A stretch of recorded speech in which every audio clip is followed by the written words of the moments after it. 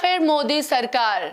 भले ही देश में फिर से मोदी प्रधानमंत्री बन जाए, लेकिन इस बार प्रधानमंत्री नरेंद्र मोदी को भी मालूम चल गया है कि उनका मोदी मैजिक इस बार देश में काम नहीं आया। बिहार की बात करें, उत्तर प्रदेश की बात करें, बंगाल की बात करें या फिर झारखंड की बात करें, झारखंड में भी बीजेपी को वो कमाल नहीं दिखा जिस कमाल का इंतजार भाजपा को था। एक तरफ जहां साल 2014 और 19 में 11 से 12 सीटें लेकर एनडीए बैठी थी, वहां इस बार 9 सीट पर ही संतोष करना पड़ा है बीजेपी को। वहीं 5 सीटें इंडिया गठबंधन के खाते में गई। जी हां, 14 सीट पर लड़ाई थी। झारखंड के 14 लोकसभा सीटों पर यह चुनाव हुआ, अलग अलग फेज में, 7 फेजों में। 4 तारीख का इंतजार देश भर में था, खासकर उन राज्यों में जहां बीजेपी को एकदम लग रहा था कि इस बार तो हमारी ही सरकार आ रही है और हर राज्य पर राज तो बीजेपी ही करेगी।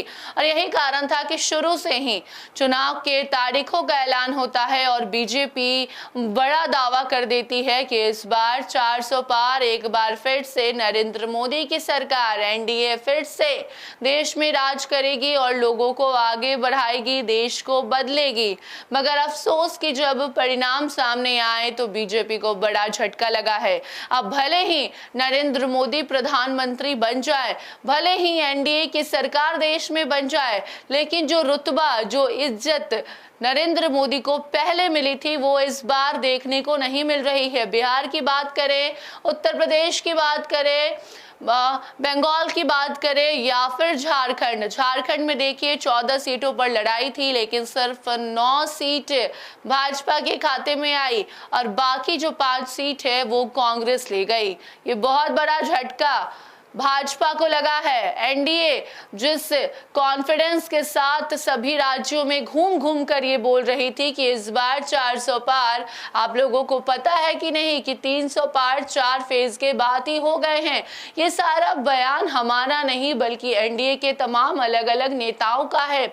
अमित शाह का भी वो बयान हम आपको याद दिलाना चाहते हैं, जब अमित शाह लगातार अलग अलग जनसभा कर रहे थे और उस दौरान लोगों को बोल रहे थे कि एक बात आपको हम बताना चाहते हैं कि आप चुनाव का परिणाम जानना चाहते हैं तो देखिए अभी तक 4 से 5 फेज के ही चुनाव हुए हैं और ऐसे में अभी हमने 300 का आंकड़ा पार कर लिया है।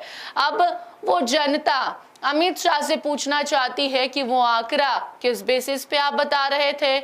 आप बता रहे थे कि परिणाम आप हमको सुना रहे हैं, लेकिन परिणाम तो कुछ और ही देखने को मिला। 300 पार भी भाजपा नहीं कर पाई, एनडीए जो है वो 300 के पहले ही लटक गई।